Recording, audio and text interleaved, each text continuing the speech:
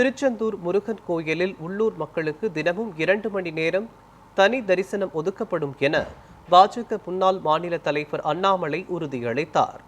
திருச்செந்தூர் சட்டமன்ற தொகுதியில் தேசிய ஜனநாயக கூட்டணி வேட்பாளர் KRM ராதாகிருஷ்ணனை ஆதரித்து பாஜக முன்னாள் மாநில தலைவர் அண்ணாமலை தீவிர பிரச்சாரம் மேற்கொண்டார். ஆறுமுகநேரியில் நடைபெற்ற கூட்டத்தில் பேசிய அவர், கூட்டணி வெற்றி பெற்று எடப்பாடி பழனிசாமி முதல்வரானதும் திருச்செந்தூர் முருகன் கோவிலில் உள்ளூர் மக்களுக்கு தினமும் 2 மணி நேரம் தனி தரிசனம் ஒதுக்கப்படும் என உறுதியளித்தார்.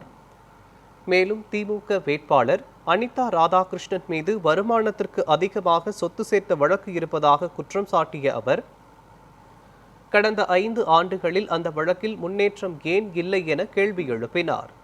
தமிழகத்தில் சட்டம் ஒழுங்கு நிலைமை மோசமடைந்துள்ளதாகவும் பல்வேறு குற்றச்சம்பவங்கள் அதிகரித்துள்ளதாகவும் குற்றம் சாட்டினார்.